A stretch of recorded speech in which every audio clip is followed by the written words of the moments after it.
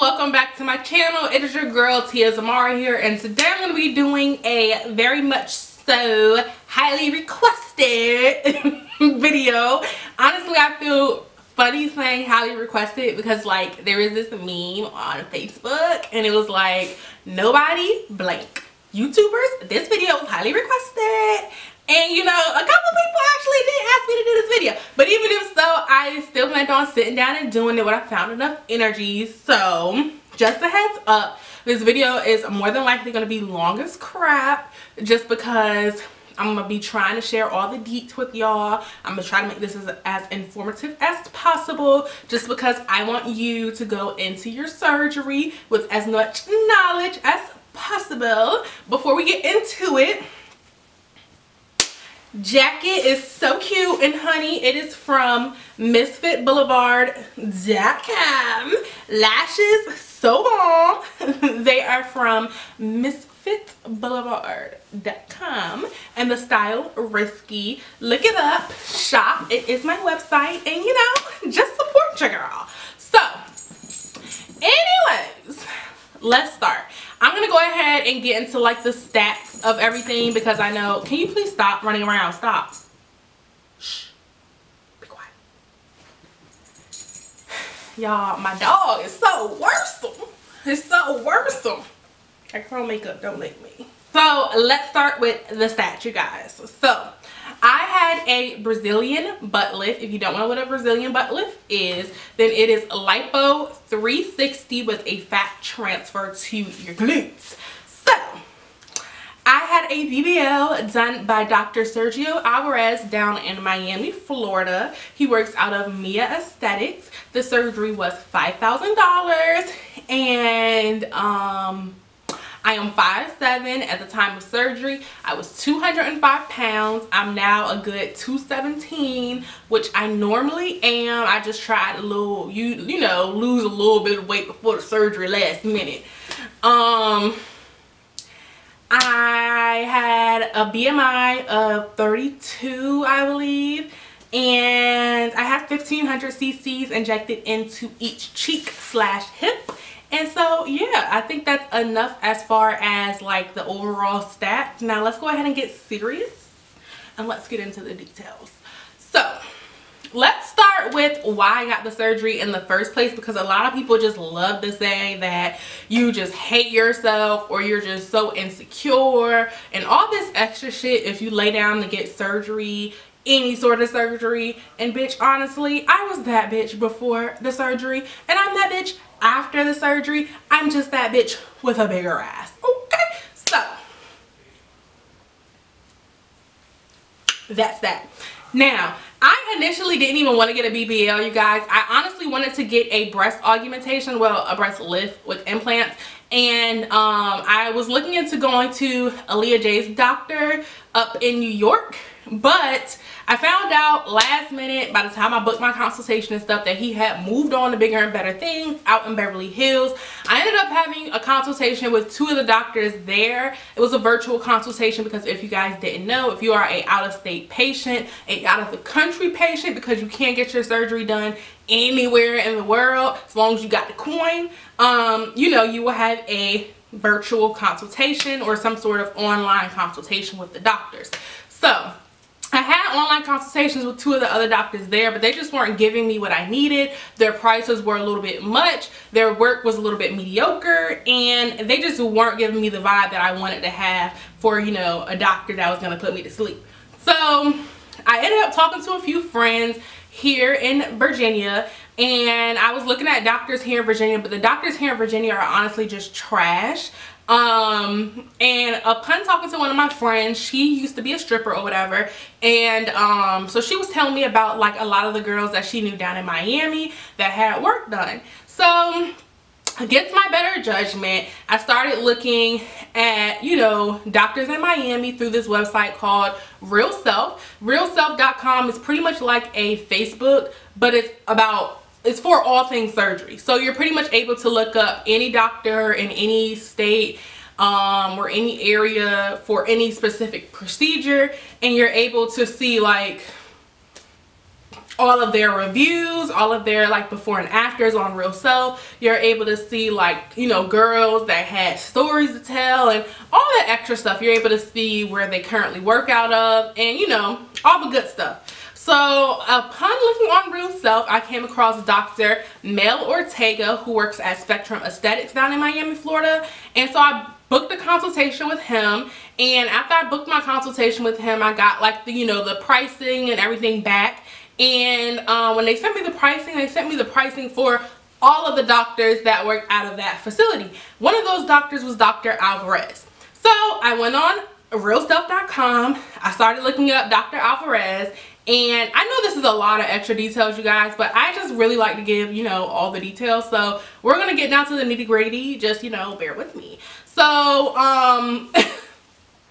I looked up Dr. Alvarez, and when I looked up his name and was looking at his reviews, there was like a whole bunch of stuff about like Instagram, like girls who were like saying, oh, go look at my results on my Instagram page and all this extra stuff. So I quickly found out that there's like a whole extra community on Instagram where everybody is just talking about all things surgery. You have all of these little surgery buddies and surgery sisters, and you get this, you know, see like the real journey. Like you get to see girls post pictures and post their problems with their coordinators, with their facilities, with like before care, after care, and just all the extra stuff. And if honestly, if I didn't have a surgery Instagram and I was only going off Real Self and YouTube, I probably would have been lost. Like I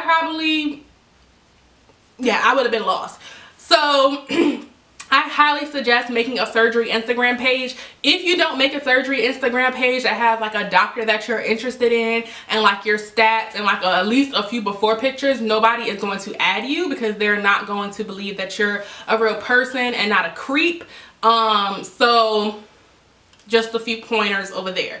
So anyways, after looking on like Instagram, I decided to add like a bunch of Alvarez dolls. And I was seeing like all of his before and after work, and I quickly noticed that his thing was butts. And you want to make sure that the doctor that you're going to specializes in the procedure that you want. So don't go to a BBL doctor for your boobs and don't go to a boob doctor for your BBL. Although they're capable of doing both procedures and they may turn out well, you just don't want to take the chance of going to someone who promotes something, you know, way more than they promote something else, because obviously they're good at BBLs versus boobs, and obviously they're good at boobs versus BBL. That's why they're promoting what they're promoting. So anyways, Dr. Alvarez, he announced that he was moving on from Spectrum Aesthetics, and he created his own facility, Mia Aesthetics of course, and he posted a price list. So when he posted this price list, he had lipo on the list and it was priced at $3,000. So I quickly started to think, okay, even if I get this breast augmentation, I'm still gonna have a bulging stomach. So I might as well go ahead and get lipo and then get the breast augmentation a little bit later on down the line. So after I started looking into lipo, I started figuring out that, or I started noticing that all of the same aftercare that you have to go through for lipo is the same aftercare that you have to go through for a BBL. And I mean like one or two things, but there really was no actual price difference in what you had to do aftercare wise for a BBL versus lipo. So, and the BBL was literally $500 more than lipo. So I'm thinking like, okay, might as well get the full package. So time goes on, and honestly I forgot all about getting the BBL, all about a boob job. It just went to the back of my mind and I just went on about my everyday life.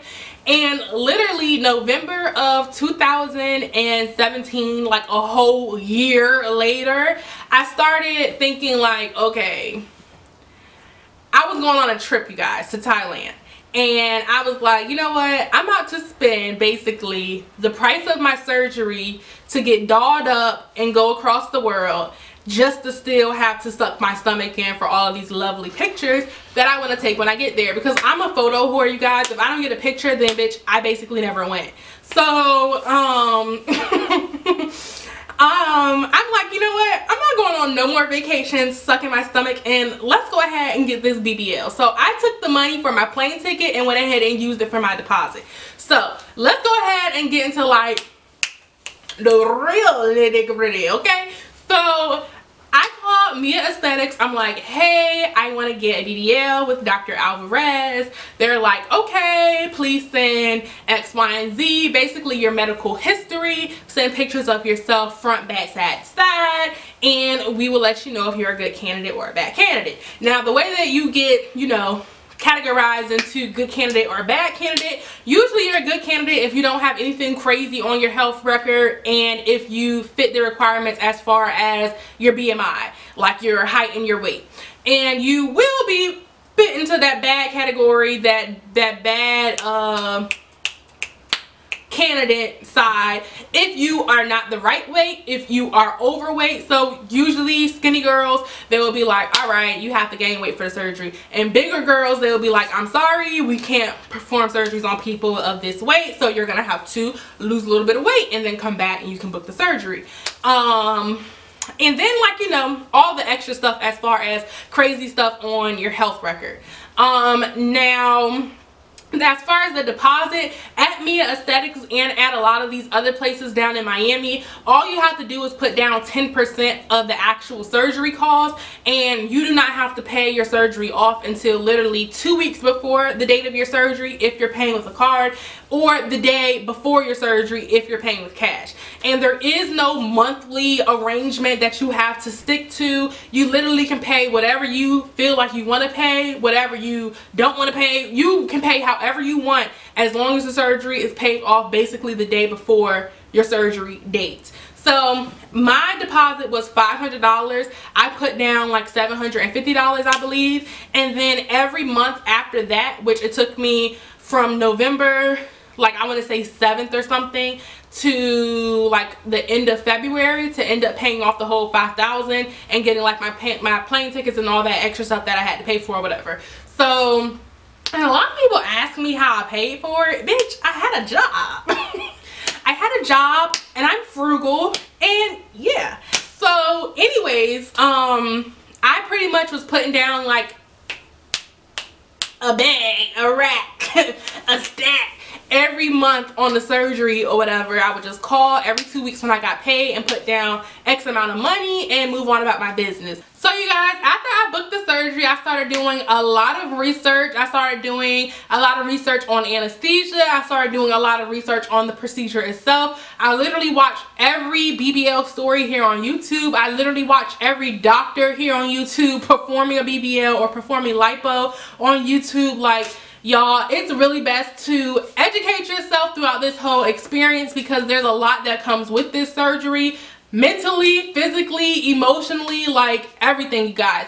And this surgery, it sounds like it's fun, it looks like it's good to get and all this extra stuff, you guys, but there is a lot of risk that come with it. You want to make sure that you are as healthy as possible before your surgery. And even if you are as healthy as possible before your surgery, shit can still come with it. You still have a chance of getting fat neurosis, you still have a chance of getting embolisms, you still have a chance at getting blood clots, all that extra stuff, y'all. So do your research, make sure this is something that you're prepared for, something that you actually want to do, and all that extra stuff, okay? Now, about 100 days pre-op, and I remember this because I had a countdown calendar, I started taking like more vitamins. So I was definitely taking vitamin C. Vitamin C is of course good for your immune system. Even if you aren't having the surgery, I would suggest taking vitamin C because I felt so healthy, y'all. Like, I was spitting up mucus and I wasn't even sick. I was just like, dang, this probably been down here for a minute. But anyways, I started taking B12, and I don't remember what B12 does, but I'll leave it somewhere here on the screen. And I started trying to drink more water. I started trying to work out. I just didn't want anything to go wrong, you guys. Now, at the 60-day mark, I started incorporating in iron and folic acid. I don't remember what folic acid did, so I'll leave it here on the screen. But, of course, the iron was to help build my blood. And just a little gem dropper. You shouldn't take iron by itself, or, you know, is doesn't make any sense to take iron by itself because it won't absorb in the body correctly. You need to take it with some form of vitamin C, whether it be with orange juice or with the actual vitamin C in the pill form. So as a whole, I was taking vitamin C, folic acid, B12, and iron. And I was taking a low dosage of the iron just because you don't want your iron to be too high either. But I wanted to make sure that I would pass all of my lab work. If you don't pass all of your lab work, you guys, then your surgery will be canceled and you'll be shit out of luck because you already spent money on flights and you already spent money on a hotel. And so yeah, your hemoglobin has to be at a certain in a certain range. If you have less than a 12 and it's higher than 11, then you will have to get Cell Saver, which is basically a blood transfusion, which is not free. It's an extra $500 added on to your surgery. And if your hemoglobin is less than 11 and you're getting a BBL, then your surgery is just gonna be canceled, period. So I wanted to make sure that all my stuff was in order. Along with getting myself prepared for the surgery, I booked my massages. I had a total of 5 massages at Medical Massage Professionals, and I had a 3-minute free massage at Mia Aesthetics. So I had a total of about 5.5 massages while I was down there, but that is more for the post-op story. And the massages, I think for the 5 massages, they were like $320. They were an hour long. I decided to go with Medical Massage Professionals versus getting my massages done at Mia Aesthetics because Medical Massage Professionals, they had an hour-long massage. You had your own private room that was like, you know, the spa type of scenery, had the nice music playing all low, the lights all dim, and you know, had little Himalayan salt lamps and stuff like that or whatever. Versus Mia Aesthetics, you were really just in a cold room and the massage was supposed to be 15 minutes long. Like, what are you gonna do in 15 minutes, sis? So yeah, I would suggest getting your massages done elsewhere if you are going to, you know, have your surgery done at Mia Aesthetics. There's a bunch of other places that you can get your massages done in Miami. Miami is known like for surgery, so it's surgery shit literally on every corner. Massages are very important. The massages that I'm speaking of are lymphatic drainage massages. Look, there's a few people that I watch here on YouTube that said their doctor didn't recommend for them to get it done. They got it done in like other states. I think the girl was in like Texas or something. But in Miami, it's strongly suggested that you get lymphatic drainage massages, and I would get them anyways just because they help speed up their healing process. As far as the actual hotel that I stayed in, you guys, I actually chose to stay in Motel 6. I know it sounds bad, but hear me out.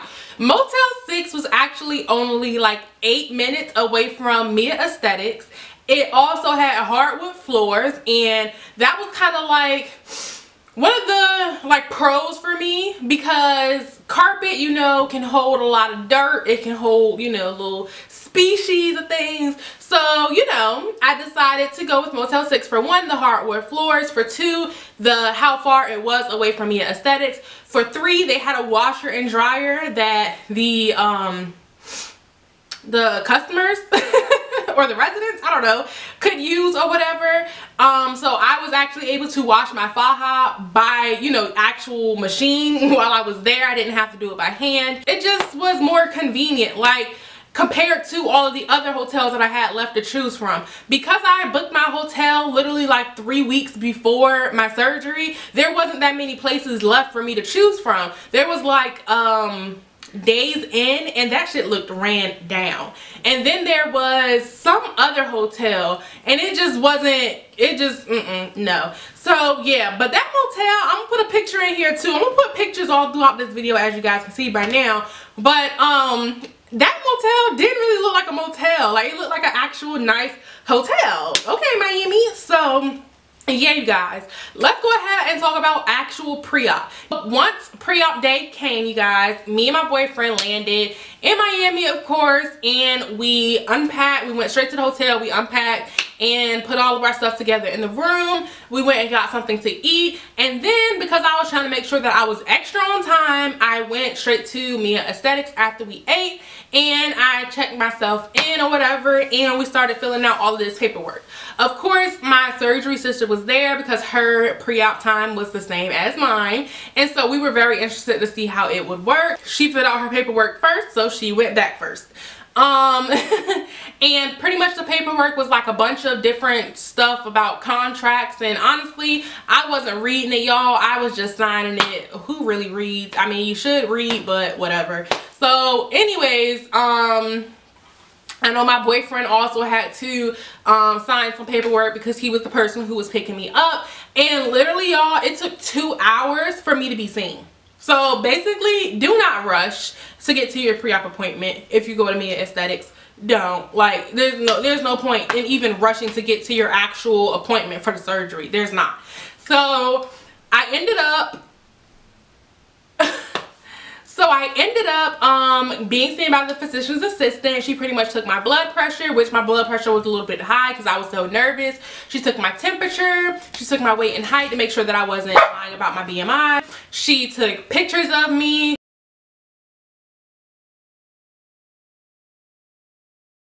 She answered any questions that I had, which honestly I didn't have too many questions.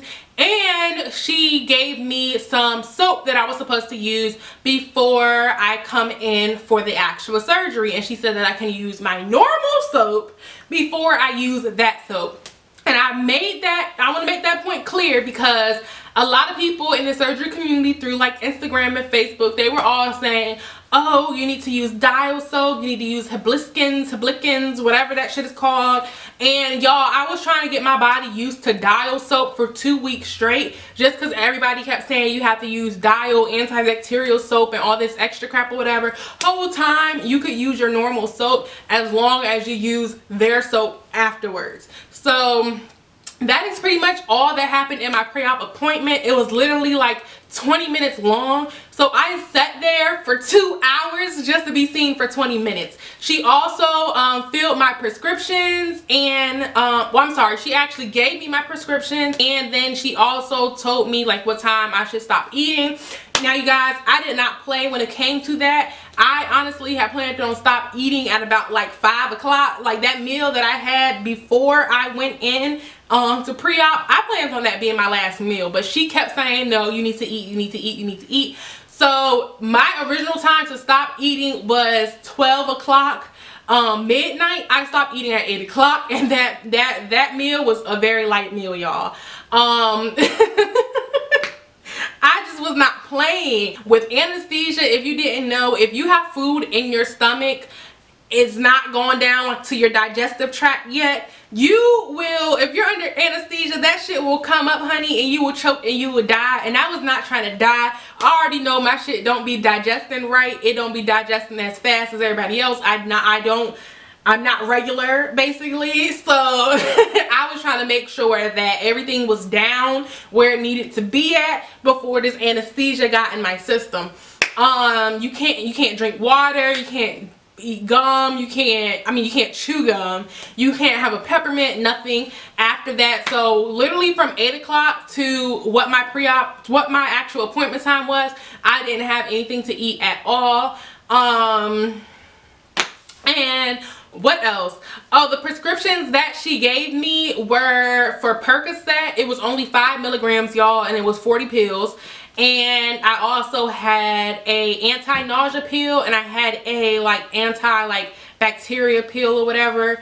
So I got those prescriptions filled at Walmart immediately after I left Mia Aesthetics. Walmart was only like 8 minutes away from Mia Aesthetics. And yeah, me and my boyfriend pretty much just went on about our day as normal. We got a couple of groceries at Walmart at the same time that we got those prescriptions filled, and we went back to the hotel. I pretty much just took a shower. We went out to eat. That was my last meal that I was talking about, and we just went to sleep. And when I woke up the next day for surgery, my surgery was at 12 o'clock. I called all of my family and friends, and I was talking to them. Y'all, I literally was acting like this was my last day living. Like, y'all, I was so scared to go under anesthesia. I thought I wasn't going to come back up So I'm literally like calling everybody like, hi, I love you, da, da, da, da, blah, blah, blah. And when about 11:30 hit, I started making my way to Mia Aesthetics. So when I got to Mia Aesthetics, mind you, my appointment time was supposed to be 12:30, and she told me to come 10 minutes early, but you know, I had to triple that, so I was going, I wanted to be there at 12 o'clock. And so I got there at 12 o'clock or whatever. I definitely, that's when all of my like nerves hit me again. I automatically like snapped back into like, wow, like I'm really about to get surgery. I'm outside crying and praying, y'all, but I'm just so extra. Like, I'm honestly extra. When I came inside, all I had to do was pretty much just fill out the paperwork. Like, if you were to go to the doctor's office and say, I'm here for a checkup, that's literally like, I just signed in. I said what time I came in and that I was here for surgery, and I sat down. Now, y'all, when I sat down, I'm so nervous or whatever. I'm just trying to do things to calm my nerves. I get on my surgery Instagram page, and guess what I see, y'all? Guess what I see?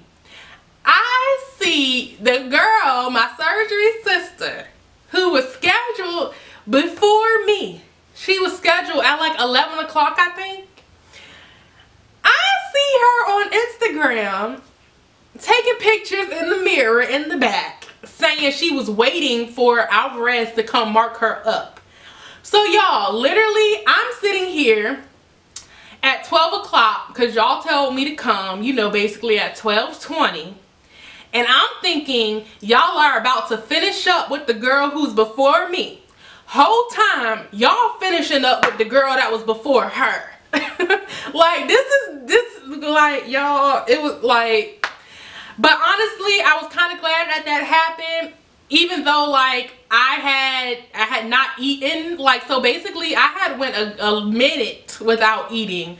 I went way past the time that I was supposed to go without eating. Anyways,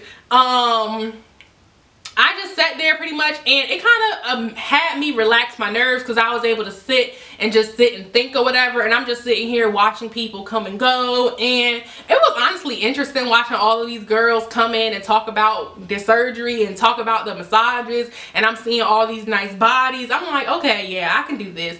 And then finally at about 2 o'clock, y'all, 2 hours later, I get called back. And when I get called back, I'm thinking I'm just getting called back to get my drug test and stuff like that done, because they didn't do that pre-op. They do that on the day of surgery, because you know, bitches can still go home and try to take some shit. So anyways, I think I'm going back there to take my drug test. Whole time sis is handing me compression socks, a surgery gown, and a little bonnet thing, and little surgery shoes. And I'm like, huh?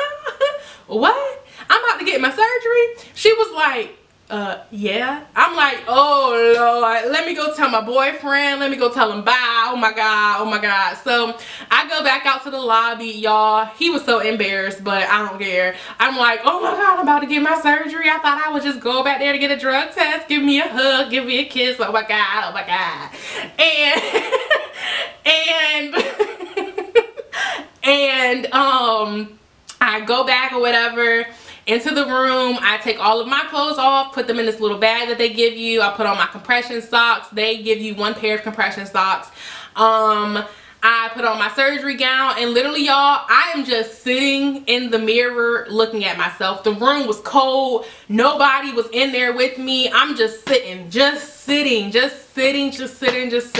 and all I could do was think like, oh my God, is my life worth $5,000? Do I really want this surgery? It's not worth it. Like, I can just go home right now. But then if I go home right now, I didn't wasted all this money. They're not gonna give me my money back. I didn't wasted all this time. Lord Jesus, like, I was just going through it, y'all. I'm walking back and forth, pacing back and forth, just trying to talk myself like into the surgery, saying like, it's not even this big of a deal here. Like, you're healthy, you picked the right doctor, you did all this research on your doctor, nothing should go wrong. You done watched all these girls for the last basically 2 years come in and out of surgery and nothing happened to them. Why should something happen to you? So literally, y'all, I'm boo-hoo crying basically.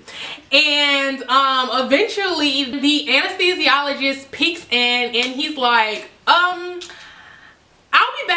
explain the anesthesia process to you and get your IV and da da da da da. So I'm like, okay. And he's like, if you want to leave, the exit door is right there. And it was supposed to be a joke, but bitch, it was not funny because I really could have got up and left. Okay, so anyways, he comes back like 5 minutes later. He comes back with like this little IV thing or whatever, and he couldn't find a vein in my hand. That is where he wanted to put the IV at or whatever. So I told him up here is a nice little juicy vein or whatever. He put it up here, and he pretty much was just asking me if I had any questions about the anesthesia. I asked him if I was gonna die, and he was like, no. And he was like, wait, I can't say no, but it's very unlikely. So I'm like, Lord Jesus, okay. Oh my God. I already knew the answer, y'all, but I just had to have him tell me no. Like, he could have saved the last part. I just need to hear out of his mouth that he had my back, you know? So, anyways, y'all, he put the IV in, and literally like 2 seconds later, I just felt, I don't know if this was a mental thing or what, but I just felt something like coming up my arm, up my neck, and boom, like something shocked me in my head. I know that sounds dramatic as hell, y'all. I said I'm dramatic, I said I'm extra, but I felt it. I felt it, and immediately, y'all, I stopped crying. Like, he definitely gave me some sort of anxiety medication.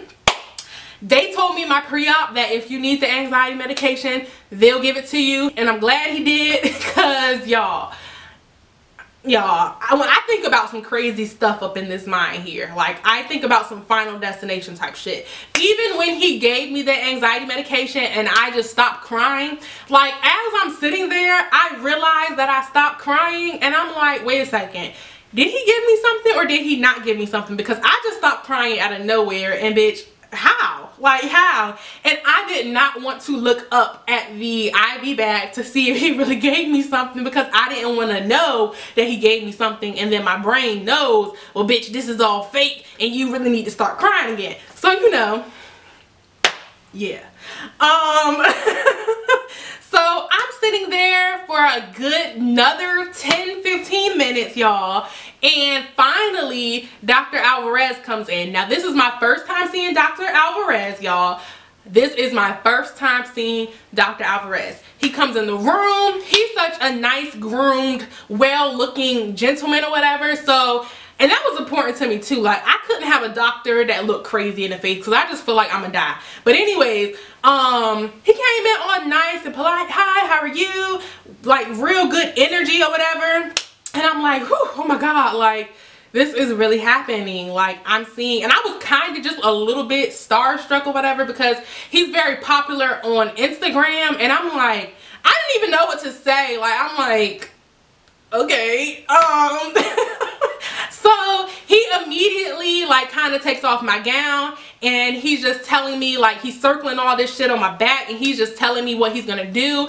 I literally did not tell him to do anything, you guys. I had all this shit in my brain of what I was gonna tell him I wanted. I was gonna tell him, you know, I want some hips, I want a little butt, I don't really care about the butt, just suck everything out my stomach. I just want a real snatched, thin 5-year-old waist, you know.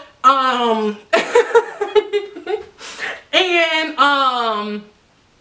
I won't say none of that, y'all. I was just shook. Like, I was literally, I don't know if it was the medication, I don't know if it was him, I don't know if it was my nerves, I don't know what it was, but I just was not saying anything. All he said, all he asked me was, do you want a natural look or do you want it really big? And I was just like, really big. And he was like, okay, we're gonna give you some hips, we're gonna fill your butt up as big as possible, we're gonna take all of this out. And he was like, your skin is tight, so we're not going to be able to stuff as much fat back in your butt as you may want. But the good thing about tight skin is that your stomach, like your stomach skin or whatever, will retract very nicely. And that was it, y'all. Like, it literally took him like 3 minutes to draw all these circles on me and say what he was going to do and say what he could and couldn't do. And he left the room. And maybe about 5 minutes later after that, I was in this room for a minute, y'all. 5 minutes later after that, I had to pee. So I opened the door, whatever, and I just remember like all these nurses and stuff running past, and I'm like, I have to use the bathroom. And she's like, okay, I'll come get you in a minute. And then literally I close the door and the door opens back up and it's the anesthesiologist. And he's like, come on, let's go. And so I'm like, okay, well, I guess I'll just pee when I wake up. So we go back to the operating room, y'all, and y'all, I did not think I was going to be able to get myself on that table. I just knew I wasn't going to be able to get myself on that table. But I did it. I set my ass on that table and I'm just like, it's really happening. Like, I can't even back out of it now. The bitches is strapping me down. So as soon as I laid down, I forgot all about this part, you guys.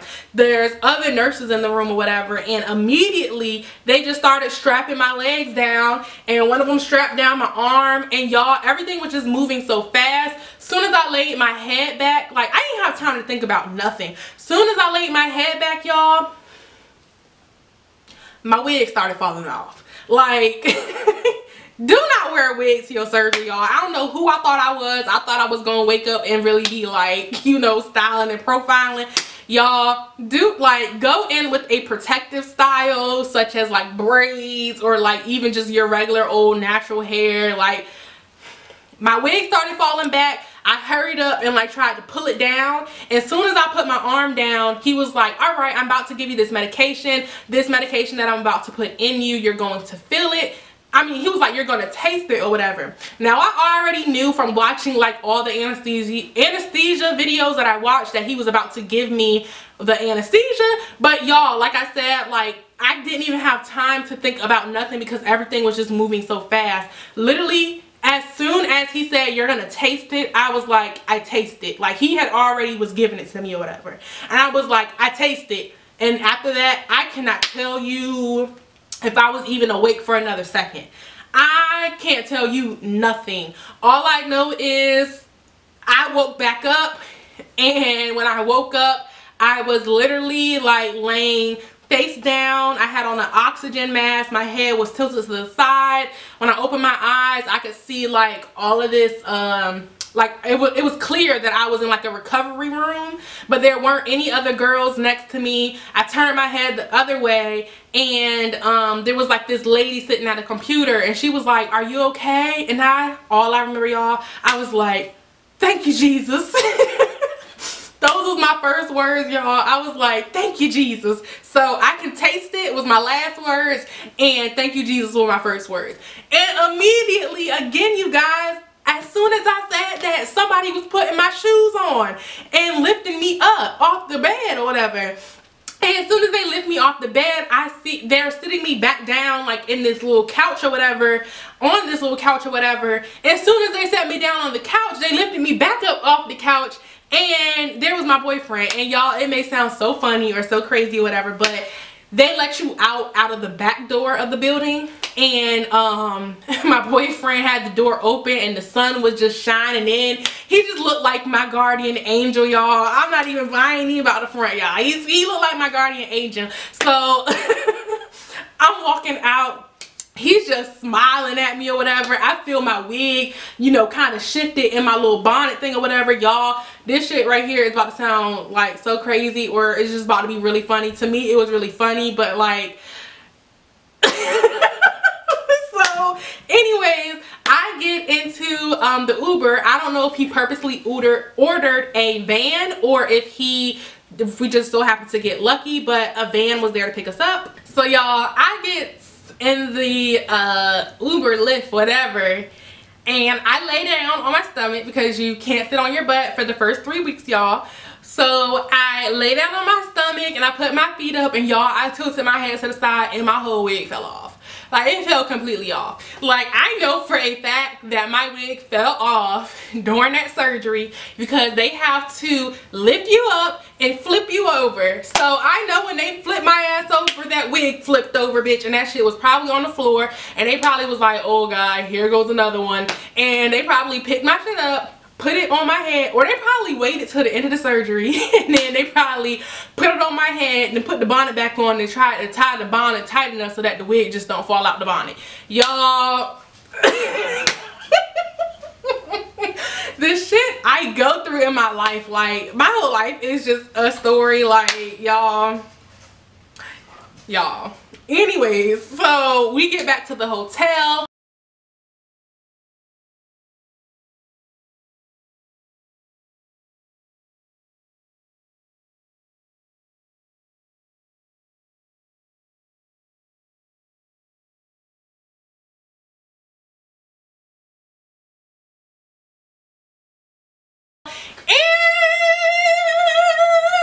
I will tell you all about my post-op experience in a part 2, because this video is already long enough, you guys.